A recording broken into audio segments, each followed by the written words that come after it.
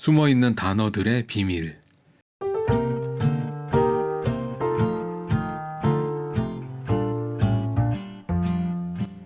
텍사스 대학교의 심리학자 제임스 페니베이커는 놀라운 발견을 했습니다.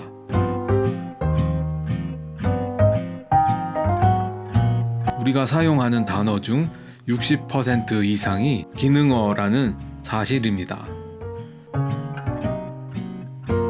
명사나 동사처럼 의미를 전달하는 내용어가 아니라 대명사, 조사, 접속사처럼 문장의 뼈대를 이루는 작은 단어들이죠. 더 흥미로운 건 이겁니다. 새로운 언어를 배울 때 오후 한나절이면 그 언어의 기능어를 익혀서 언어의 절반을 배울 수 있다는 것이죠.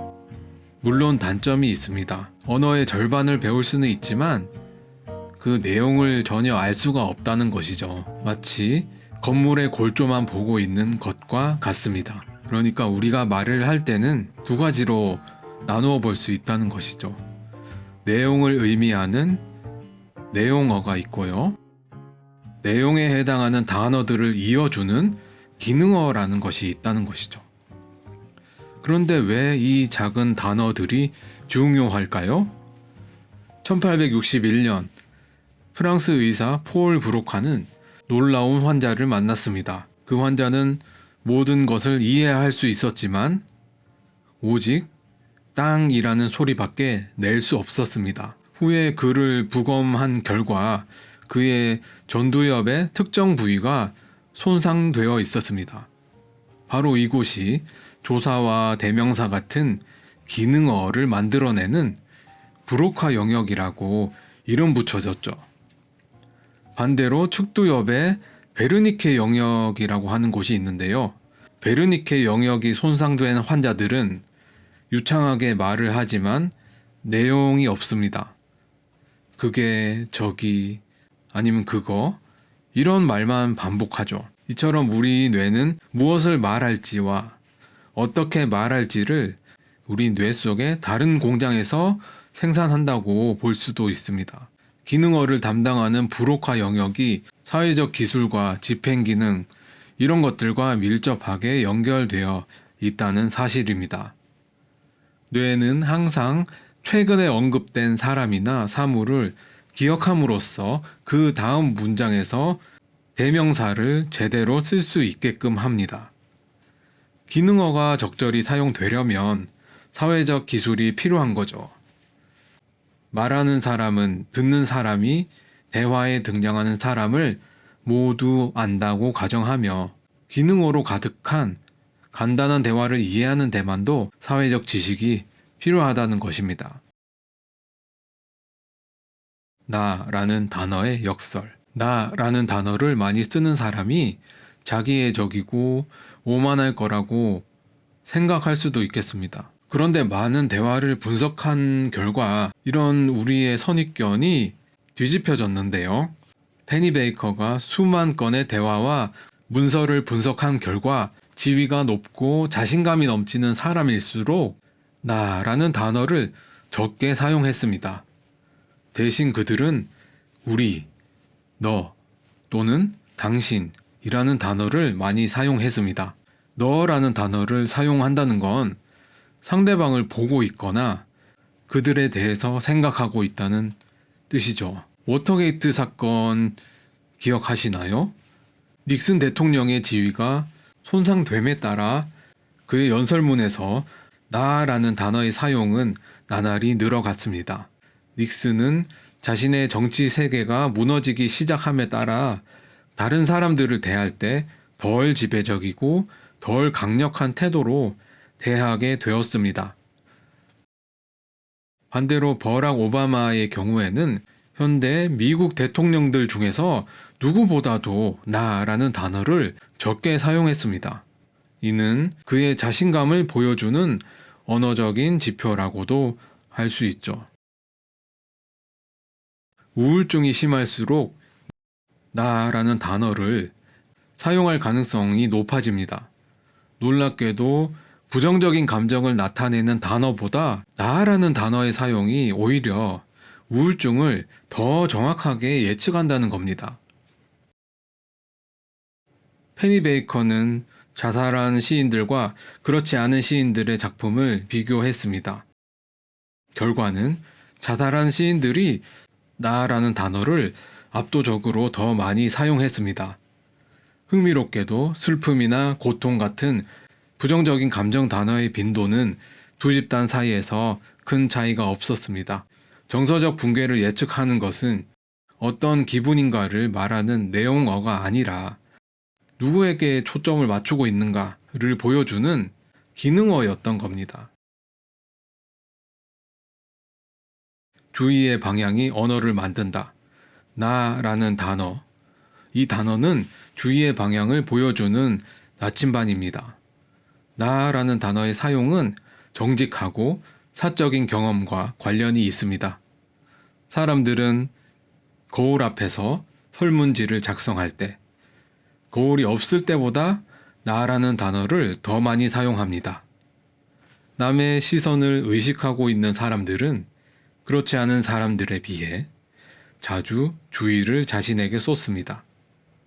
병이 나거나 심하게 우울해서 주의가 자신에게로 향할 때도 마찬가지죠.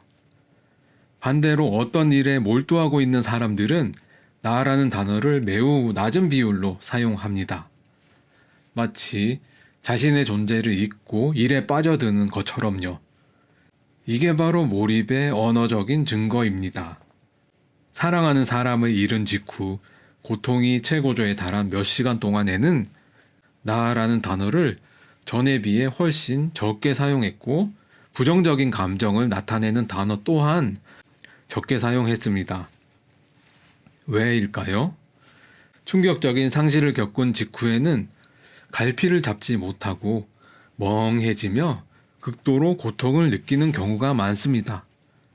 사람들은 고통을 줄이는 한 방법으로 주의를 자신에게서 다른 곳으로 돌립니다.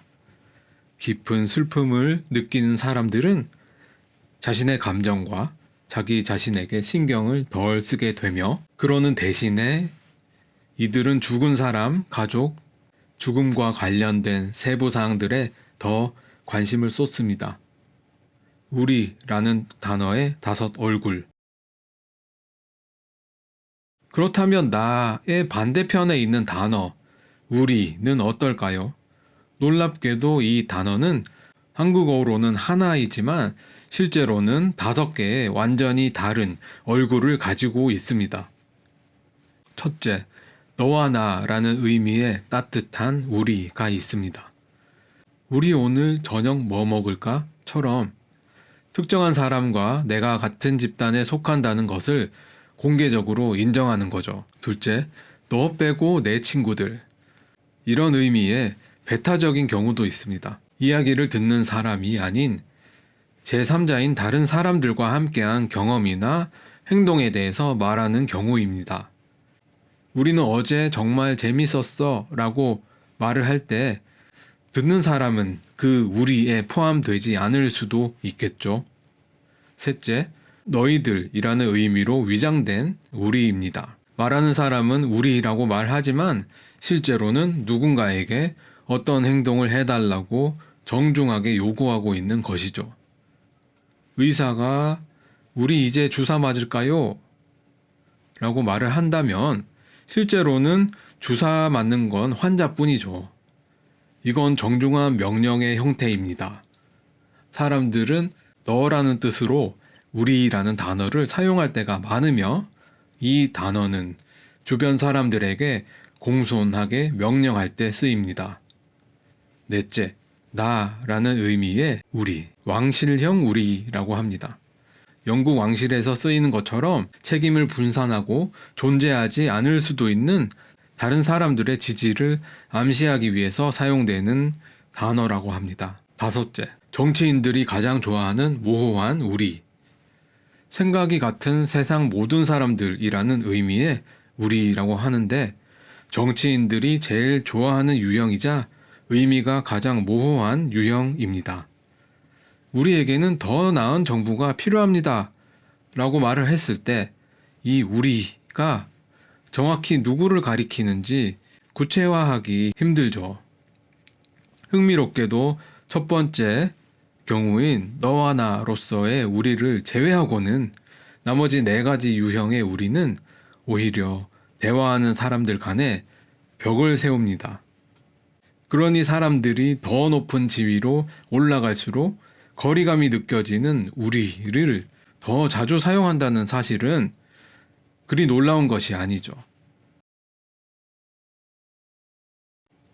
감정과 언어의 관련성. 사람들은 긍정적인 경험에 대해서 쓸 때 우리라는 단어를 많이 사용합니다. 행복한 사람들은 구체적인 명사를 사용하고 특정한 시간과 장소를 표시하는 등 보다 구체적으로 글을 쓰는 경향이 있습니다. 긍정적인 감정을 나타내는 단어의 사용 빈도는 남녀가 같습니다. 반면 슬픔은 주의가 자신의 내면을 향하게 합니다. 대명사는 사람들이 주의를 기울이는 대상을 따라 사용되는데 사람들은 감정적, 신체적으로 크게 고통스러울 때 나라는 단어를 많이 사용합니다. 슬픔은 과거를 돌아보고 미래를 생각하는 것과 관련이 있습니다. 사람들은 슬픔이나 우울함을 느낄 때 과거와 미래 시제 동사를 더 많이 사용합니다. 슬픔이나 분노를 느끼게 하는 일이 일어나면 우리는 그 일이 왜 일어났는지 알고 싶어 하는 경향이 있습니다. 이럴 때 우리는 인과관계에 대해서 생각하고 스스로 돌아보게 되기 때문에 그것을 반영하는 인지적인 단어를 사용합니다. 남자와 여자는 정말 다른 언어를 쓸까? 여성은 남성에 비해 나라는 단어를 더 많이 사용합니다. 수많은 문서를 분석한 결과 이 차이는 일상 대화뿐만 아니라 블로그나 SNS 등 모든 형태의 글쓰기에서 일관되게 나타났다고 합니다. 사람들은 자기가 주로 신경 쓰는 부분에 따라 대명사를 사용합니다. 연구에 따르면 평균적으로 여성은 남성에 비해 자신을 더 의식하고 자신에게 초점을 맞추는 경향이 있다고 합니다. 이는 자기 성찰적인 면모라고도 볼 수 있겠습니다. 더 흥미로운 것은요, 여성이 남성보다 인지적인 단어를 더 많이 사용한다는 겁니다. 인지적인 단어는 다양한 사고 과정을 나타내는 단어로서 통찰력을 보여주는 단어. 이해하다, 알다, 생각하다, 인과적인 사고. 왜냐하면 이유, 그 이유는 뭐뭐다, 근거는 뭐뭐다. 이런 사고를 나타내는 단어죠. 여성은 남성보다 합리적이지 못하고 철학적인 사고를 할 수 없다라고 믿었던 아리스토텔레스의 뺨을 후려 갈기는 셈이라고 하네요. 여성은 또한 사회적 단어를 더 많이 사용합니다. 사회적 단어는 다른 사람들과 관련 있는 모든 단어를 말하는 것이죠. 실제로 여성은 다른 사람들에 대해 더 많이 생각하고 더 많이 말합니다. 그리고 여성은 회피성 어구를 사용합니다. 회피성 어구라는 것은 보통 내 생각에는, 내가 보기에는, 잘은 모르겠지만 이런 단어를 문장 첫머리로 사용한다는 것이죠. 이는 섣불리 결정 짓지 않고 다양한 관점의 존재를 암시하는 동시에 어떤 판단이 궁극적으로는 사실이 아니라 의견일 수도 있다는 점을 알리는 정교한 의사소통 전략이라고 할 수 있습니다. 반면 남성은 관사, 전치사, 숫자, 그리고 긴 단어를 더 많이 사용합니다. 관사와 전치사는 구체적인 사물을 지칭하고 공간적인 관계를 설정하는 데 필수적이죠. 따라서 남성의 언어는 인격적인 관계보다는 구체적인 객체, 정보 전달, 그리고 물리적 세상의 구조를 설명하는 데 특화되어 있습니다. 당신의 사고 스타일은 무엇입니까? 페니 베이커는 개인의 기능어 사용 패턴을 종합하여서 인간의 사고 스타일을 세 가지로 분류했습니다. 이는 성격 유형 검사와 유사하지만 문항에 대한 답변이 아닌 실제 언어 사용 습관에 기반한다는 점에서 객관적이라고 할 수 있죠. 첫째, 형식적 사고. 관사와 전치사가 많고 대명사가 적은 스타일이죠. 어려운 단어와 많은 명사, 숫자, 관형사, 조사를 포함합니다. 반면 나라는 단어와 동사나 조동사 같은 빈도는 적습니다. 형식적 사고의 글쓰기를 하는 사람들은 격식을 중요시하고 논리적이며 신중하지만 때로는 경직되거나 비정해 보일 수 있습니다. 사회적 지위가 높거나 권위적인 리더들에게서 흔히 발견되며 자기 반성적인 경향이 낮습니다. 학술적인 글과 비소설은 형식성이 높은 경향이 있습니다. 형식적인 사고를 하는 사람들은 음주와 흡연을 적게 하고 정신적으로 건강하지만 자기 자신과 다른 사람들에게 덜 정직한 경향도 있습니다. 둘째, 분석적 사고. 분석의 특징은 구분하는 것입니다. 하지만, 만약 이런 배제를 뜻하는 단어, 그리고 때문에, 이유, 이런 인지적인 단어가 풍부하게 사용된 스타일이죠. 통찰과 관련된 단어, 깨닫다, 알다, 의미하다, 그리고 불확실한 단어, 어쩌면, 아마도, 확신하는 단어, 전적으로, 항상, 늘, 수량을 나타내는 단어, 약간의, 많은, 더 큰, 이런 단어들도 포함됩니다. 세상을 범주화하고 논리적인 인과관계를 파악하려는 욕구가 강합니다. 대학에서 높은 성적을 받는 학생들은 이러한 유형에 속합니다. 새로운 경험에 개방적인 특성을 보이고 분석적인 사고는 그 사람이 인지적으로 복잡하다는 것을 보여줍니다. 글을 더 많이 읽고 자기 자신을 복합적인 관점으로 바라봅니다. 셋째, 서사적 사고. 이런 글쓰기를 하는 사람들은 타고난 이야기꾼이죠. 대개 사람을 나타내는 단어, 모든 종류의 대명사와 과거 시제 동사, 그리고 접속사를 즐겨서 사용합니다. 세상을 이야기의 흐름으로 이해하며 사회적 기술이 뛰어나고 타인과의 공감 능력이 높습니다. 소설가나 뛰어난 스토리텔러들이 이 유형의 전형이라고 할 수 있죠. 언어가 사랑을 예측한다. 가장 실용적인 발견은 언어 스타일 매칭입니다. 사람들은 서로 호감을 느끼거나 협력할 때 상대방의 기능어 사용 패턴을 무의식적으로 모방하게 됩니다. 스피드 데이팅 연구에서 재미있는 결과가 나왔는데요. 언어 스타일 매칭 점수가 높은 커플의 77%가 3개월 후에도 여전히 연인 관계를 유지하고 있었던 반면 점수가 낮은 커플은 52%만이 관계를 유지하고 있었던 것이죠. 언어적 동기화는 화자 자신들은 전혀 인지하지 못하는 상태에서 발생했다는 것입니다. 이는 연인 관계뿐만 아니라 비즈니스 팀이나 군대 조직의 결속력을 측정하는 데에도 유용합니다. 성공적인 팀은 구성원 간의 언어 스타일 매칭 점수가 높으며 특히 공동의 목표를 지칭하는 우리라는 단어를 공유하는 방식에서 높은 일치도를 보입니다. 반면 갈등이 깊은 조직은 서로의 언어 스타일을 거부하며 이는 기능어의 불일치로 즉각 나타납니다. 무의식의 새로운 창. 프로이트가 꿈을 통해 무의식을 들여다보려 했다면 페니 베이커는 우리가 통제하지 못하는 기능어 사용 패턴을 통해 무의식을 들여다보았습니다. 명사나 동사는 의식적으로 선택할 수 있습니다. 나는 행복합니다. 대신 나는 기쁩니다. 라고 말할 수 있죠. 조사나 대명사는 속이기가 거의 불가능합니다. 어떤 사람의 기능어 사용 패턴은 일종의 심리적인 지문과도 같아서 쉽게 지울 수도 위조할 수도 없습니다. 모든 기능어는 말하는 사람과 듣는 사람 사이에 개인적인 관계에 연관되어 있다는 점에서 비슷한 역할을 합니다. 기능어는 화자가 무엇을 생각하는지가 아니라 어떻게 사고하고 관계 맺는지를 반영합니다.